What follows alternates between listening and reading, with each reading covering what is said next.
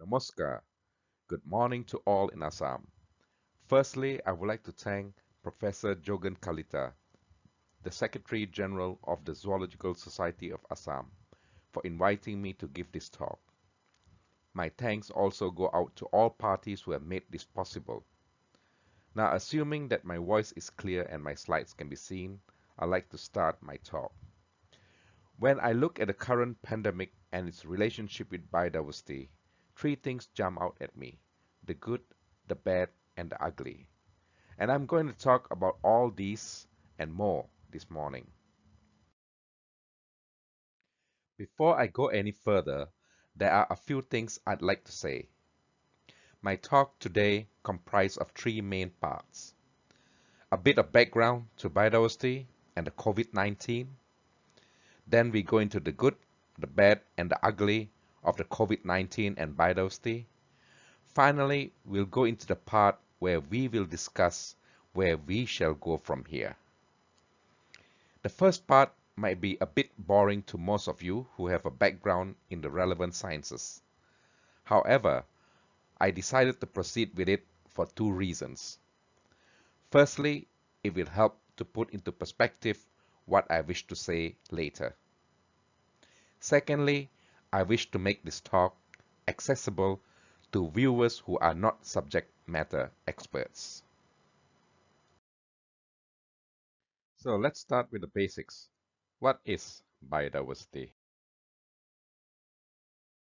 In simple words, biodiversity is the variety of life, that is, the wealth of life forms. Generally speaking, biodiversity often implies the diversity of species, and species is something you can count. Therefore, species is the basic unit of biodiversity. But there is far greater variety on Earth than can be measured by species alone. Biodiversity is also the diversity within species, or the genetic diversity. In animals, we refer to this intra-specific diversity as breeds. In plants, we call them varieties. Hard to believe, isn't it, that these different plants are actually varieties of the same species. But then again, these plants are the product of artificial selection, that is, by human hands. And what about humans? In primates, including humans, we call these intra-specific differences as races. In addition, we also have the ecosystem diversity and the landscape diversity, but I will not go into all these today. Instead, I'd like to emphasize on the biodiversity contribution to our well-being, both directly and indirectly. Biodiversity essentially is the building blocks of life. Biodiversity ensures that the ecosystems function normally, which in turn allows the ecosystems to provide the services that all of us are benefiting from. Healthy and intact ecosystems also ensure there is environmental resilience, especially in the face of extreme weather events and the climate crisis. However, our biodiversity is in severe crisis, not just today, not just at the start of the COVID-19 pandemic. We are losing species very fast. We are in a situation now where the rate of extinction far exceeds the rate of speciation. Today, the species extinction rates are hundreds or thousands of times faster than the rates prevailing in the last tens of millions of years. This article from 2019 says that we are heading towards a tipping point that could unleash the next mass extinction event. I'm sorry to say, but the sixth mass extinction has already begun. We have lost more than 50% vertebrate wildlife in just 40 years. So why is our biodiversity in crisis? I do have some thoughts on that, but that is a topic for another day. All right, COVID-19. What is it? This pretty looking thing, but deadly, is a new form of coronavirus. Coronaviruses are viruses that usually affects animals. Coronaviruses occasionally jump from animals to humans. They jump when these animals are brought into close contact with each other and with humans, causing the common cold, MERS, SARS, and such like. So how did they jump? This is one possible scenario. Trapped and hunted bats, pangolins, and other animals are brought into very close contact with each other and with humans. Some of the ways by which wild animals are brought into contact with humans are through wildlife consumption, wildlife trafficking, wet markets, habitat loss, habitat degradation, habitat fragmentation, and of course, climate change. Now, the COVID-19 pandemic is not the first pandemic, and it will not be the last. There have been many pandemics prior to this. For example, in the 1300s, the Black Death killed between 75 to 200 million people. And before that, in the year 542, the plague of Justinian killed 25 million people. The flu in 1918 killed between 20 to 50 million people. And before we started having the COVID-19, the HIV has already killed 36 million people. What about the COVID-19? As of this morning, more than 14.6 million people have been infected and more than 600,000 people have died. What about India? Currently, India ranks third in the world with more than a million confirmed cases and more than 27,000 deaths. I think everyone here already knows the impacts and consequences of the ongoing pandemic. Nevertheless, I'm going to list out some here. Loss of lives, loss of incomes, unemployment, loss of revenues, food shortages, food insecurity, supply shortages, inflation, financial crisis, global recessions, collapse of mega industries, closure of schools and universities, cancelled events, cancelled worship services, travel restrictions, loss of civil rights, domestic violence, mental health, suicide, and so on. Okay, enough of the background. Now let's get down to business. Let's start with the good. Can you think of any good to biodiversity that resulted from the pandemic? Well, for one, there is some scope and hope for positive changes with respect to the wildlife trade and trafficking, not just in China alone, but elsewhere too. Now, isn't it great to wake up in the morning and see such welcoming news as this, instead of the usual doom and gloom? Or news such as these? And something spectacular as this does not happen every day. Literally everywhere, from South Africa to the USA, this is every wildlife conservationist's dream come true. Not just in protected areas and wilderness, but also in urban centers. We are not talking about just one or two countries, but it's a global phenomena. Not just wildlife, but we too benefited from this pandemic. Look at the state of the pollution before and during the pandemic. Just imagine, almost 9 months ago, the pollution was so severe that I could not even step out of my house. And look at the goodness the pandemic has brought us. More importantly, we are realizing that when given a chance, it is not impossible for the environment to recover.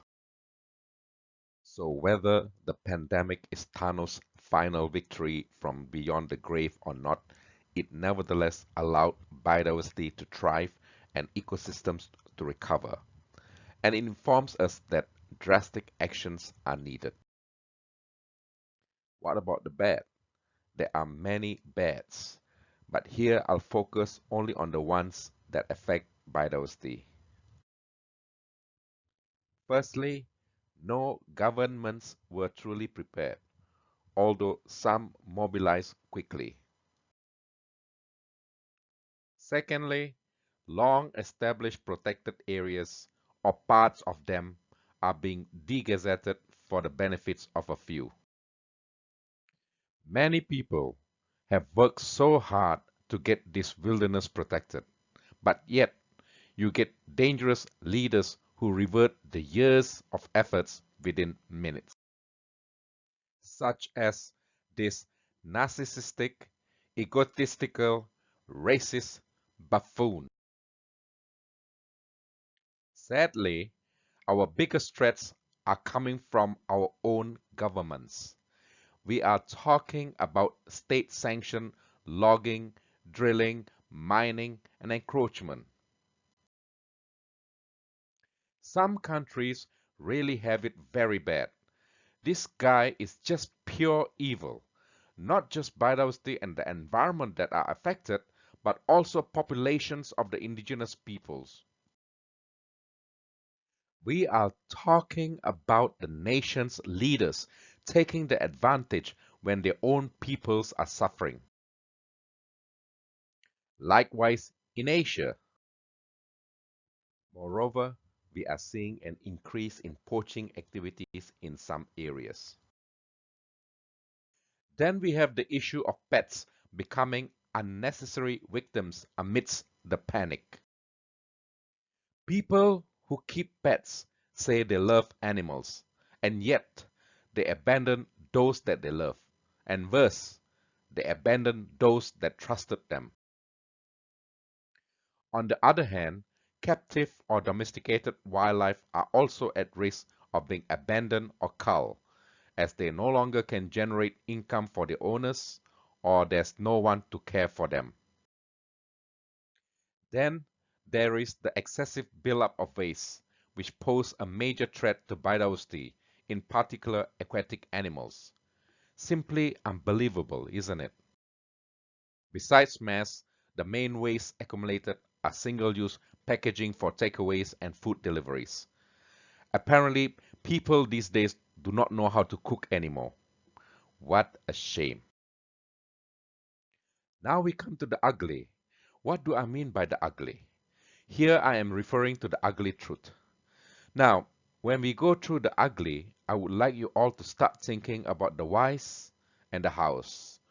Whys, as in what are the reasons or the underlying reasons to the issues and constraints, and hows in terms of coming up with solutions to overcome the issues and constraints.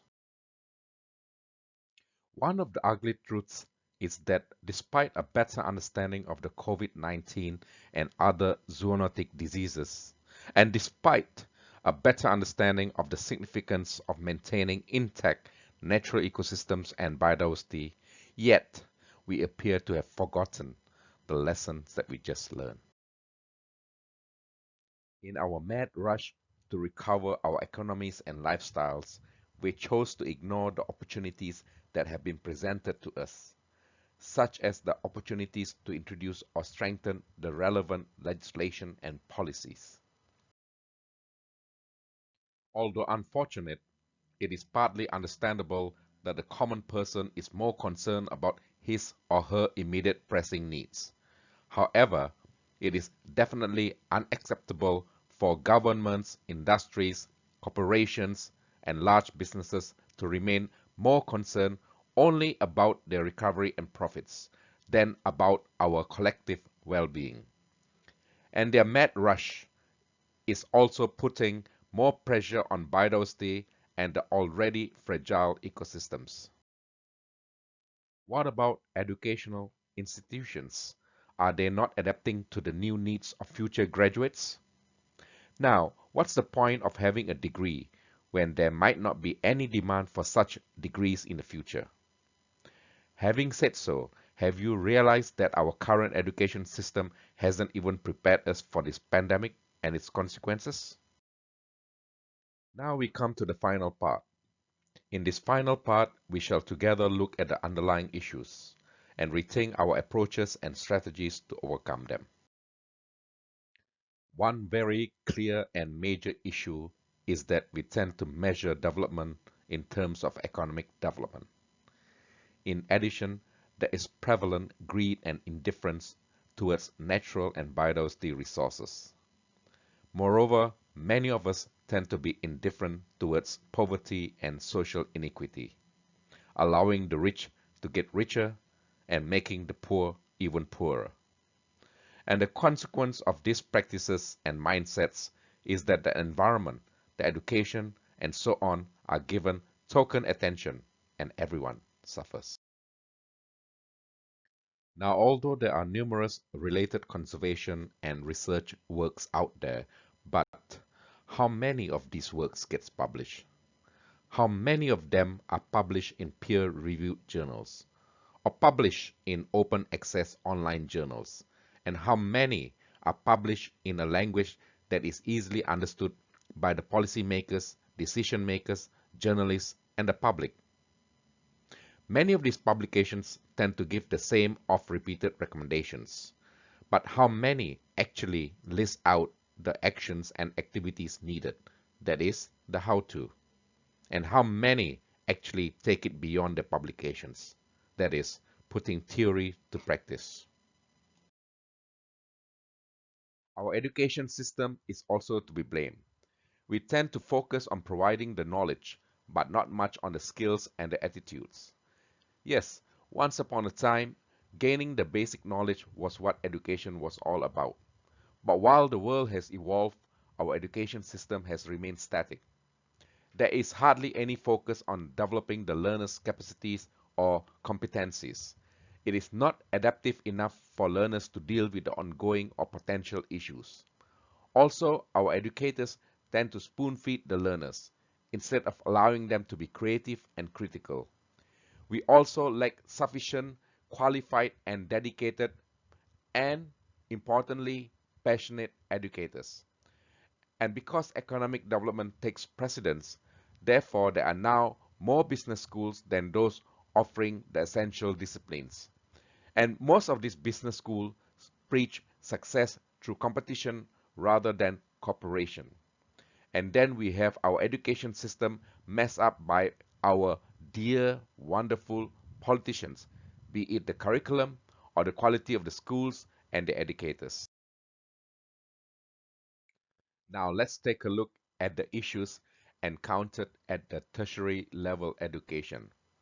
There's a tendency for universities and institutions to suffer from inbreeding. By this, I mean that many of the faculty members are wholly the products of their own universities, rather than having one or more degrees from elsewhere, and encouraging for a diversity in the teaching and learning. In addition, not all of us can afford a good education, and not all universities can afford to subscribe to good journals. Moreover, we have an overemphasis on the need to publish in high-impact journals. Let me ask you something. What's more important? An article published in a high-impact journal or an article with high impact? That is, an article that improves our well-being.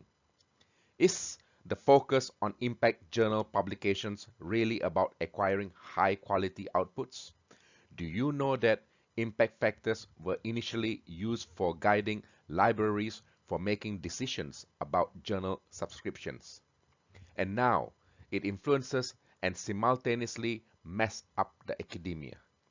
Similarly, it is used by universities to improve their rankings, which in turn helps them to secure more funding, more students, higher fees, and so on. By the way, the world university rankings are also not without their flaws and fallacies. The overfocus on high-impact journals and university rankings have, unfortunately, somewhat compromised the quality of teaching and learning. So what's the solution? From my perspective, we need one overarching strategy and one overarching approach. We have to seriously address the underlying issues and remove the constraints. If we don't address the root cause of these issues, then our actions will simply be just responses as the problems arise, like what we are seeing now with the ongoing pandemic. But that's the easy part. The difficult part is changing mindsets and changing practices. Difficult, yes, but not impossible. Now let's take a look by what I mean by the mindset. I'm sure many of you are familiar with this illustration, the triple bottom line. The triple bottom line is a framework that recommends that companies pay attention to the social and environmental concerns, not just their profits. However, I find this illustration somewhat misleading, especially given that many are not familiar with this framework. It tends to imply two things. Firstly, people, planet, and profit are separate entities that may be brought together to achieve sustainability. Secondly, you see profit may exist without people and the planet. So, one needs to be extremely careful when using this illustration. The context must be explained. Hence, this ought to be the desired mindset. Although the illustration is not as sexy as the earlier one, yet we can see that profit is only a small part of the greater picture, and profit depends on the human capital, and both profit and the well-being of people are dependent on a healthy, thriving planet.